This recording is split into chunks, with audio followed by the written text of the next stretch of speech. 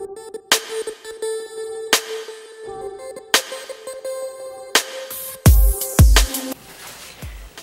everybody, my name is King Wolfgar, and this one's going to be a little bit different, this vlog. So I'm very unprepared for this. I even have something on my TV to help me keep my mind going with this one. But as many of you may know, I am a big fan of Square Enix, especially Final Fantasy VII, and with the remake. Now, with that being said, a lot of people, not me, but a lot of people are very controversial when it comes to the fact that the new one has different elements, and it kind of started, ow, wrist really hurts today. It completely changed pieces of the story. I think I slept on my wrist wrong, that actually hurts. Anyway, I'm gonna stop getting sidetracked. But I have a major theory on what they've done with the remake. So this is going to be a brief kind of game theory. I'm not taking your job, Matt Pat, because you're more well prepared than I am with these things. I'd love to, I'm going to put more time to this and come back with a full-on head-on theory for this. I'm going to be doing a lot of research, grabbing clips from my own gameplay that I can grab and use. So, as many of you have, I'm putting a spoiler warning right here. Screen right here. Just pull it.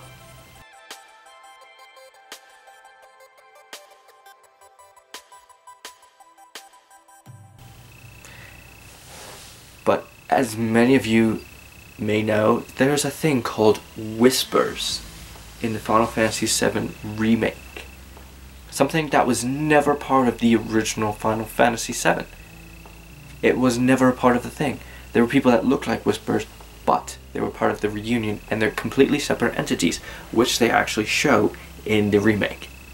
The whispers and the people that are supposed to be part of the reunion that have numbers on their sleeves, they are two completely different things. And as Red 13 and Aerith actually told us in the remake, whispers are, well, they are arbiters of fate. They only reveal themselves to protect timelines and to make sure all existing events go as planned. So they only interfere when something's going off course. Now, the first time we ever see the whispers are when the characters in the remake are going off track. The first time they start going off track from the original game. And every time a piece, like a lot of the game is the same, but then there's a bunch of pieces that are being changed completely.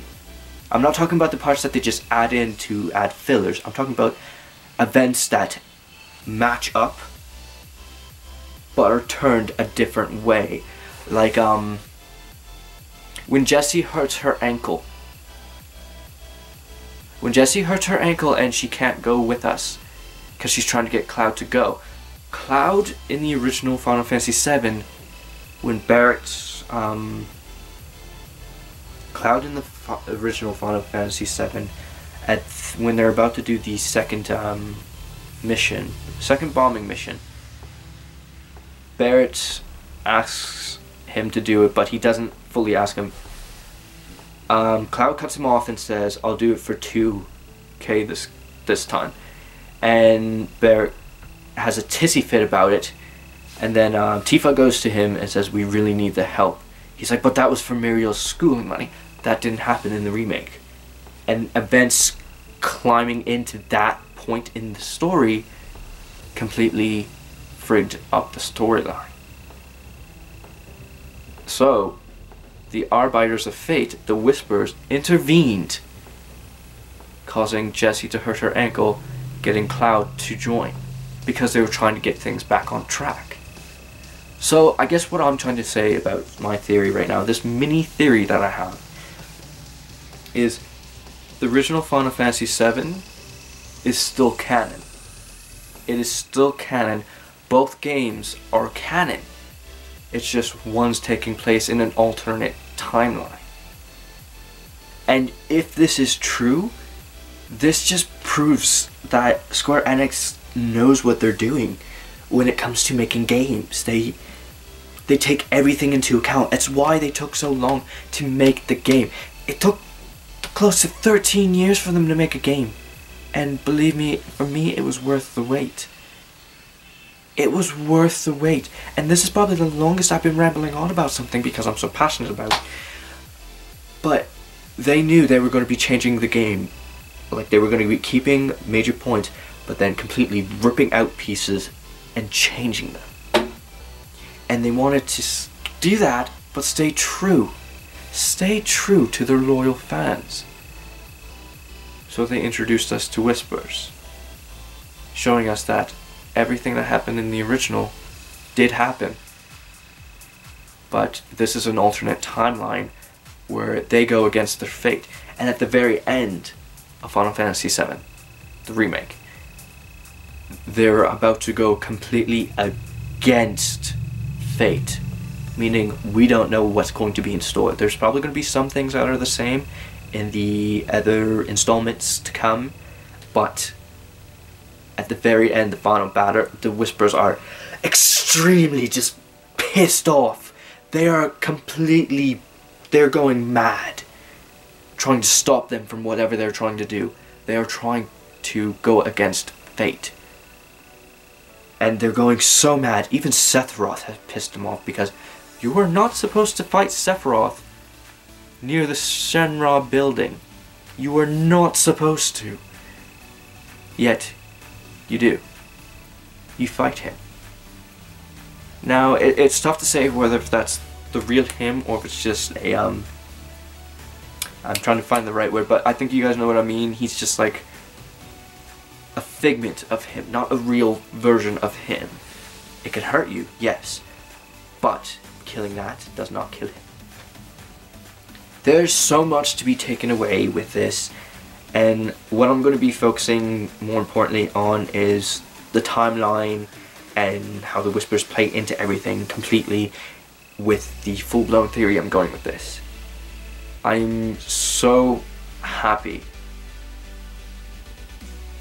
And when they, at the very end of Final Fantasy VII, the last scene, when they're pushing against the Whispers, they're trying to make a certain outcome happen. It's kind of like a different outcome of what was going to play out in the original. It's amazing how they were able to pull so many things together to make it just fit properly.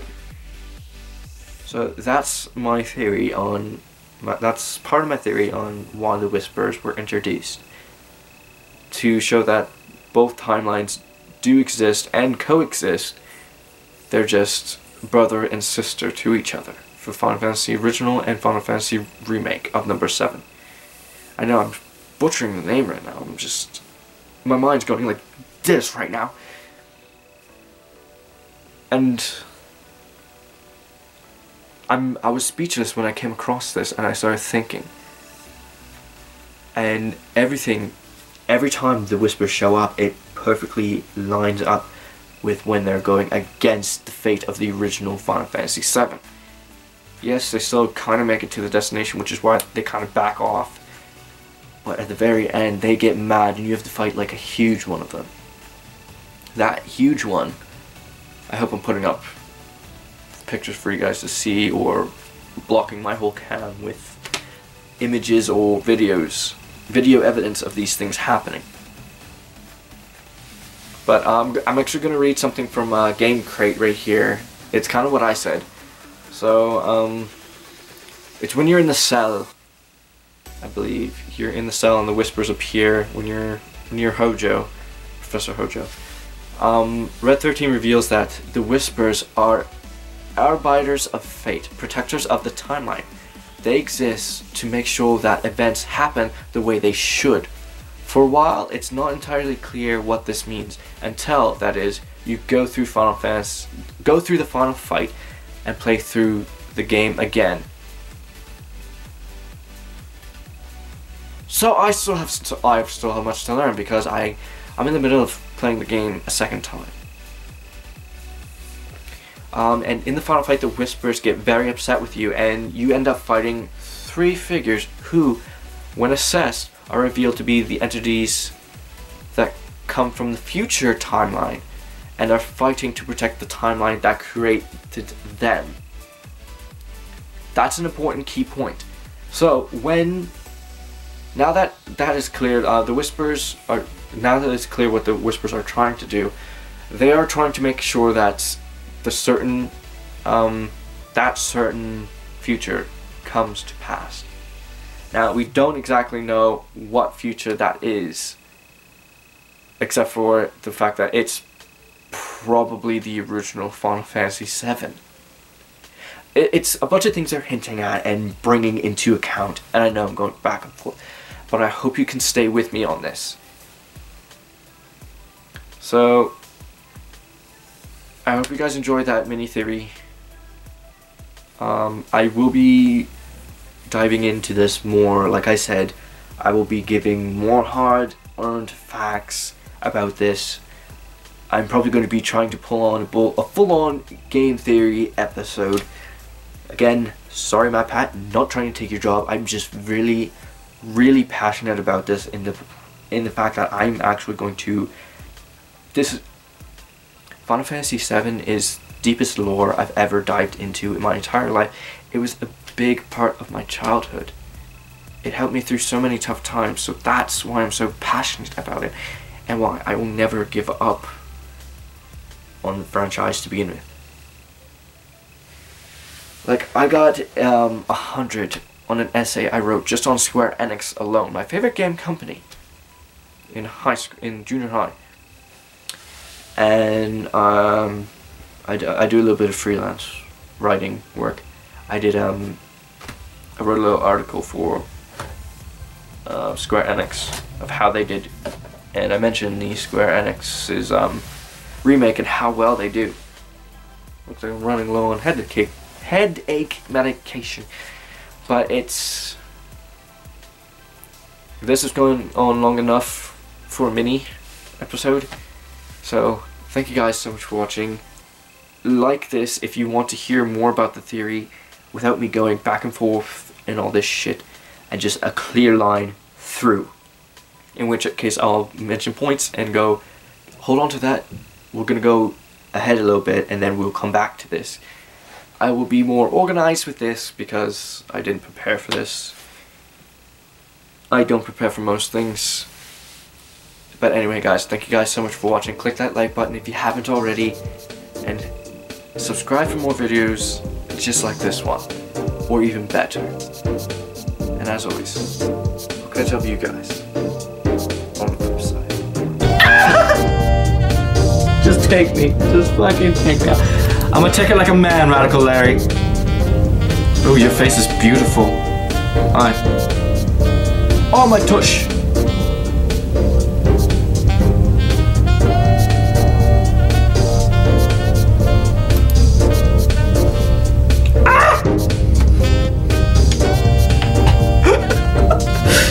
Oh, no quick save exists. I know. Ooh. Can we get to 1,000, please? I can hardly believe it, but we constructed the gold generating machine. Has been complete. All that remains is to turn it on. Okay. It will take a couple of days before it becomes operational, but we've begun the process tonight. It won't be long now. No. This is what we need.